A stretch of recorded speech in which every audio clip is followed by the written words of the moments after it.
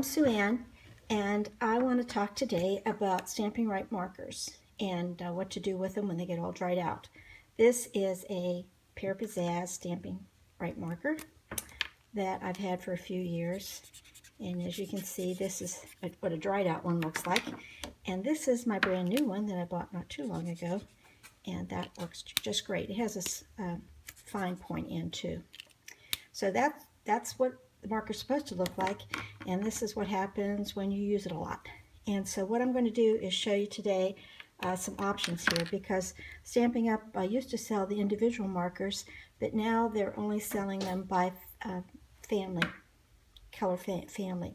So what I used to do is take this little tip and just take a reinker and put a few drops on there, and it would soak in, and I'd be able to use the marker for a couple weeks, and then I'd have to put more reinker in it.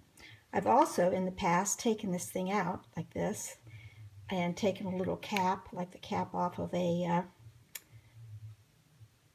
stamp cleaner, and I put that in there with a few drops of reinker and let it sit overnight and then put it back in. It was pretty messy to do it that way because I get ink all over everything. But I was following a YouTube video. What they were suggesting that you might want to do is pull this thing out, and I'm cheating a little bit because I've already done some serious pulling on this thing. You can see I have this huge pliers here. I started out with the little needle nose pliers, and that wasn't doing it at all. And what I'm doing is I'm going to pull this thing out, hopefully without crushing the whole thing. There it goes. And inside here is a plastic cylinder, and it's spongy, if you notice that.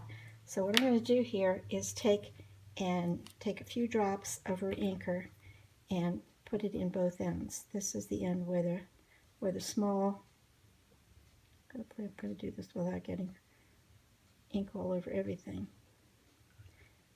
And I'll stick 4 drops in that end. That's the end for the fine point pen. And then this end, the bigger one, is for the brush tip. And the fine point seems to dry out faster than the brush tip.